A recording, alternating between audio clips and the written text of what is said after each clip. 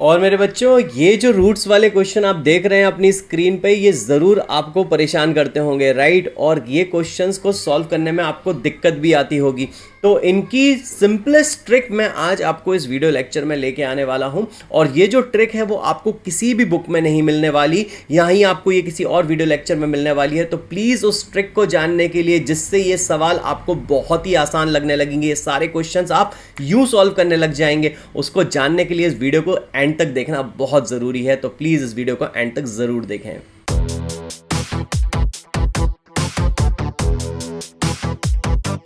तो नमस्कार मेरे प्यारे स्टूडेंट्स, स्वागत है आपका आपके अपने चैनल आपके मास साहब पर। तो आज हम लोग यहाँ पे रूट्स वाले फैक्टराइजेशन की बेस्ट ट्रिक्स सीखने वाले हैं।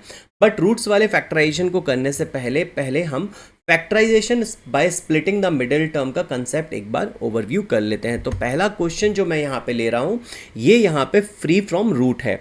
इसको सॉल्व करके मैं आपको कंसेप्ट समझाता हूँ और उसके आगे हम लोग रूट वाले क्वेश्चंस भी देखेंगे। और उसकी जो मैं आपको बेस्ट ट्रिक बताऊँगा वो आपको किसी भी बुक में नहीं मिलेगी, जैसा कि मैंने पहले कहा था। तो प्लीज़ इस वीडियो को एंड तक ज़रूर देखें, राइट। तो अब हमारे पास में यहाँ पे जो नंबर है वो हमारे पास 3x² जो हमारा पॉलिनोमियल है वो 3x² माइनस 14x प्लस 8 दिया हुआ है।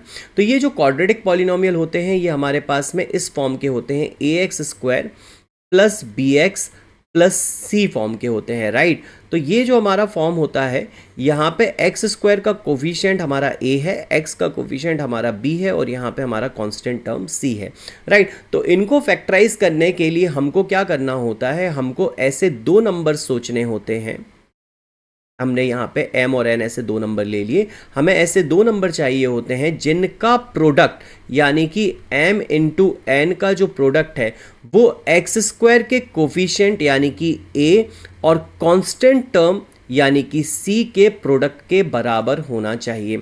और हमारे पास में m प्लस n माने कि दोनों नंबर जो हमने आपके सोचे थे अभी, वो नंबर्स इस तरह से होने चाहिए कि उनका जो समेशन आए वो x का कोफिशिएंट यानी कि b के बराबर आए। तो हमें दो नंबर ऐसे चाहिए जिनका प्रोडक्ट हमारे पास में coefficient of x² a and constant term c के बराबर आना चाहिए और उनका समेशन हमारे पास में कोफिशिएंट ऑफ x b के बराबर आना चाहिए, राइट। तो क्या करते हैं, हम इस इक्वेशन को कंपेयर करा लेते हैं जनरल इक्वेशन से, ax² plus bx plus c से मैं इसको कंपेयर करा देता हूं। तो हमारे पास में a कितना हो गया भाई, 3 हो गया, और b कितना हो गया हमारा माइनस का 14 हो गया, और c कितना हो गया हमारा, चलिए मैं इसको लिख भी देता हूं।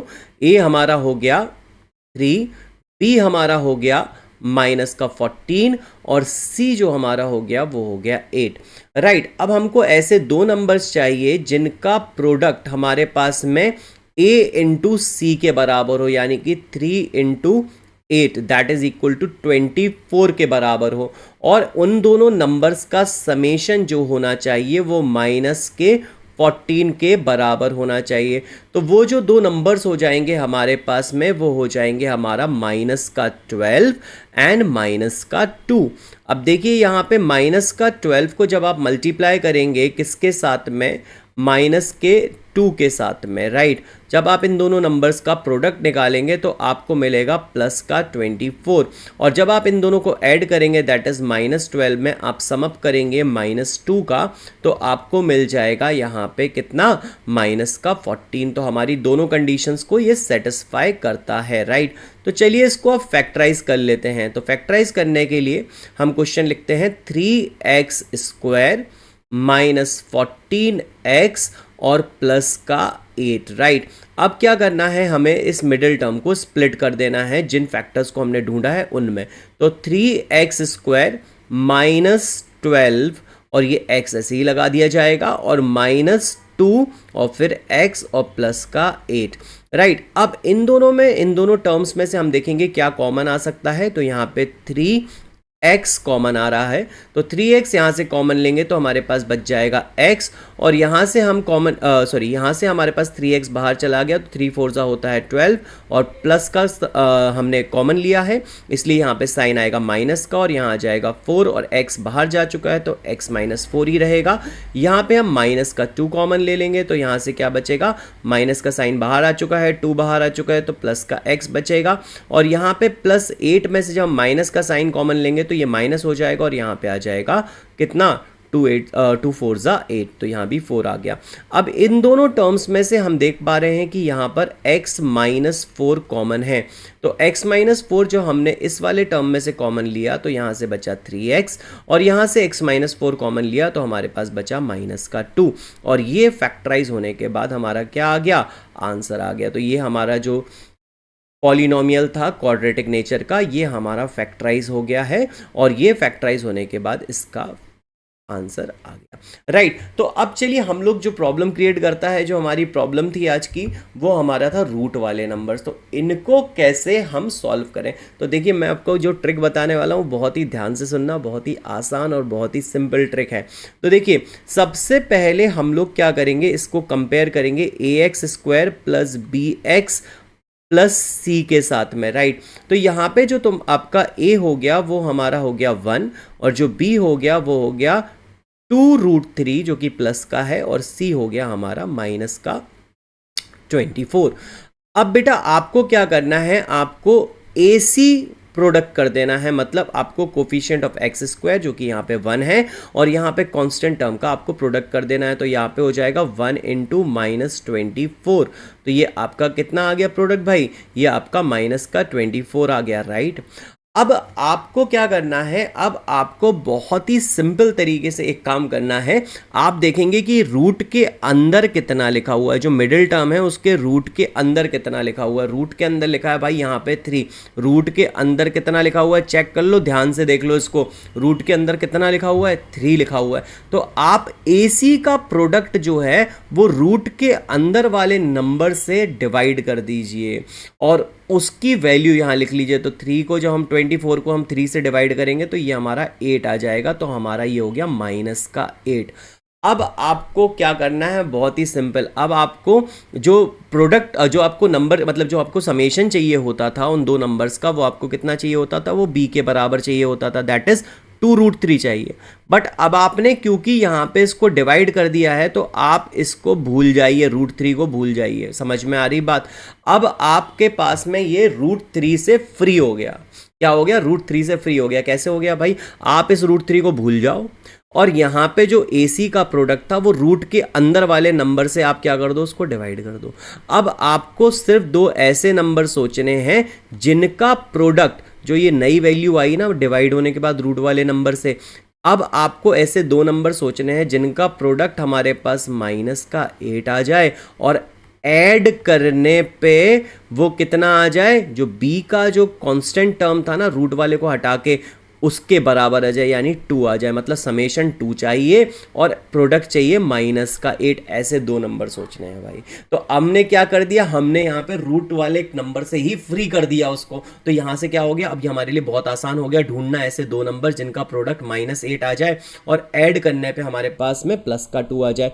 तो भाई ऐसे नंबर्स क्या हो जाएंगे, ये हो जाएगा प्लस का 4 और माइनस का 2। ये ऐसे नंबर्स हो गए जिनका प्रोडक्ट जो होगा वो हमारे पास माइनस का 8 आ जाएगा, और हमारे पास ऐड करने से इनका कितना आ जाएगा, क्योंकि प्लस का 4 इंटू माइनस का 2 करेंगे तो प्रोडक्ट आ जाएगा माइनस का 8। और जब आप प्लस का 4 में आप ऐड करेंगे माइनस के 2 को, तो आपका जो आंसर आ जाएगा वो कितना आ जाएगा, वो आ जाएगा आपका प्लस का 2। तो ये 2 नंबर्स हो गए हमारे पास। अब क्या करना है, सिंपल है। अब देखो भाई क्वेश्चन जो था वो था x² प्लस 2√3x और माइनस का 24। भाई अब हम लोगों ने क्या कर देना है, हम लोगों को यहाँ पे लिखना है x² और यहाँ पे आप लिख दो प्लस का 4, जो आपने फैक्टराइज करके निकाले थे, जो नंबर मतलब जो फैक्टर्स निकाले, 2 पार्ट्स निकाले थे, वो ही लिख दो। यहाँ पे लिख दिया प्लस का 4 और इसके साथ में √3x को यूं ही चिपका दो। और भाई चिपका दो मतलब यूं ही लगा दो, और यहाँ पे ये लिख दो माइनस का 2 और माइनस का 2, और इसके साथ भी √3x यूं ही लगा दो। माइनस का 24। तो देखा भाई कितने आराम से स्प्लिट हो गया, कुछ भी नहीं करना पड़ा, कोई दिमाग नहीं लगाना पड़ा, आसानी से एकदम स्प्लिट हो गया, राइट। अब इसमें से कॉमन लेना एक थोड़ी सी प्रॉब्लम हो सकती है आपके लिए, बट उसको भी हम सॉल्व कर देंगे। तो यहाँ पे कॉमन ले लो। कॉमन यहाँ पे क्या आ रहा है भाई, सिर्फ x कॉमन आएगा, क्योंकि यहाँ पे तो कोई भी कांस्टेंट टर्म इसके साथ नहीं है, तो हम लोग यहाँ पे x कॉमन ले लेंगे। जब x कॉमन आएगा तो यहाँ बचेगा x, और यहाँ से बचेगा बेटा हमारे पास में कितना, 4√3, राइट। अब यहाँ पे कॉमन लेने के लिए आप क्या करोगे, तो देखो जैसे ये नंबर है 24, अगर मैं 24 को, क्योंकि मुझे यहाँ पे दिख रहा है कि √3 है, तो आप देखो 24 क्या 3 का मल्टीपल होता है, √3 नहीं 3 का मल्टीपल देखना। मतलब आपको यहाँ पे भी रूट वाली वैल्यू को नहीं कंसिडर करना, आपको रूट के अंदर वाली चीज़ को ध्यान में रखना है। 3 का मल्टीपल है, हाँ है यार, ये है 3×8, बोलो हाँ या ना। तो ये जो 3×8 हम मतलब 24 को जो रूट के अंदर नंबर दिया था उसके प्रोडक्ट फॉर्म में लिख लेंगे, तो हमारे पास आ जाएगा 3×8। और ये जो 3 है ना, इसको भाई तुम √3 लिख दो, तो ये हो जाएगा √3 8। अब इसमें से √3 को कॉमन ले सकते हैं आसानी से कि नहीं ले सकते, हाँ भाई ले सकते हैं। तो यहाँ से हम लोग √3 को तो कॉमन ले ही सकते हैं, और यहाँ पे 2, क्योंकि ये जो नंबर है यहाँ पे 8 बच रहा है, तो 8 में से 2 भी कॉमन आ सकता है, तो हमारे पास 2√3 कॉमन आ जाएगा। अब यहाँ से 2√3 कॉमन चला गया, तो यहाँ कितना बचा भाई, यहाँ तो x बचा, और यहाँ पे हमने देखा एक √3 हमारा बाहर आ चुका है, और 8 में से 2 कॉमन आ चुका है, तो यहाँ पे क्या बचेगा, एक √3 बच जाएगा, और एक हमारे पास 4 बच जाएगा। तो यहाँ पे क्या बचेगा भाई, 4√3 बच जाएगा। आई थिंक आपको ये बात बहुत ही अच्छे से क्लियरली समझ आ गई होगी। अब आप इन दोनों टर्म्स में से कॉमन ले लीजिए, तो यहाँ पे x प्लस 4√3 को आप यहाँ कॉमन ले लीजिए, तो यहाँ से बचेगा आपका x, और यहाँ से बचेगा आपका माइनस का 2√3। तो आई थिंक ये समेशन की ट्रिक, सॉरी सॉल्विंग की ट्रिक आपको बहुत आसानी से समझ में आ गई होगी, और आपको लग रहा होगा वाह यार ये तो √3 से हम फ्री हो गए थे, मतलब रूट वाली क्वांटिटी को तो हमको कंसिडर ही नहीं करना है। तो चलिए बढ़िया सा एक एग्जाम्पल और देख लेते हैं, जिससे ये आपके दिमाग में यहाँ पे सेट हो जाए। तो प्लीज़ इस वाले सवाल को सॉल्व करने के लिए मैं इतना डिटेल में आपको ये सारी चीज़ें नहीं बताऊंगा, और ये चीज़ें आप खुद सोचेंगे मेरे साथ साथ। तो चलिए आगे बढ़ते हैं। अब ये आ गया थोड़ा बड़ा सा नंबर, बड़ा नंबर देख के भाई डर लगता है, लेकिन डरने वाली कोई बात ही नहीं है। क्या करना है भाई, हमको यहाँ पे इसको कंपेयर करा देना है ax² plus bx plus c से। तो हमारा जो a हो गया वो 1 हो जाएगा, क्योंकि x² का कोफिशिएंट यहाँ पे कुछ भी नहीं है। b हो जाएगा हमारा 7√6, राइट, और हमारा c जो हो जाएगा वो हो जाएगा हमारा 60। अब आपको क्या करना है, आपको ac ले लेना है, that is the product of the coefficient of x² and the constant term. तो यहाँ पे 1×60 दैट इज इक्वल टू कितना आ गया, 60 ही आ गया, राइट। तो यहाँ पे अब हमको क्या करना होता है, हमको रूट के अंदर जो नंबर लिखा है, यहाँ पे क्या लिखा है भाई 6 लिखा है, 6 से इसको डिवाइड कर दो, ये कितना हो गया यार, ये 10 हो गया, राइट। अब प्रोडक्ट 10, और हमको यहाँ पे रूट वाले नंबर को b में भी भूल जाना है, तो हमको क्या चाहिए, अब रूट वाले नंबर को भूल जाइए, तो हमको समेशन चाहिए 7 और प्रोडक्ट चाहिए 10। तो कितना आसान हो गया, समेशन चाहिए 7 और प्रोडक्ट चाहिए 10, बस ऐसे ही नंबर सोच रहे हैं, अब नहीं सोचना हमको कुछ और इसके अलावा। तो भाई यहाँ पे हमारे पास में हमको ऐसे दो नंबर बताओ जिनका प्रोडक्ट आ जाए 10 और सम आ जाए 7। तो भाई वो तो इतने सिंपल हैं, 5 और 2 हमारे पास में, सॉरी 5 और 2 हमारे पास में ऐसे नंबर हो जाएंगे जिनका प्रोडक्ट कितना आएगा, जिनका प्रोडक्ट आएगा 10, और ऐड करने पे कितना मिल जाएगा, 7 मिल जाएगा। तो आई थिंक ये ट्रिक आपको बहुत अच्छी लगी होगी।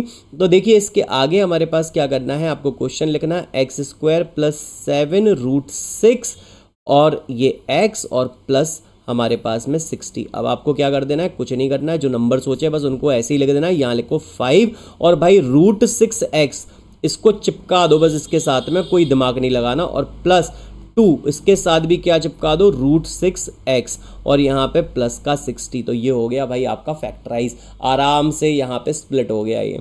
अब इसको पूरा फैक्टराइज करने के लिए, आई मीन टू से इसके फैक्टर्स ढूंढने के लिए हमको क्या करना है, इसमें से कॉमन लेना है। तो भाई यहाँ तो सिंपल है, x है कॉमन, क्योंकि कोई नंबर ही नहीं इसके पास, तो x कॉमन ले लो, यहाँ से आ जाएगा x प्लस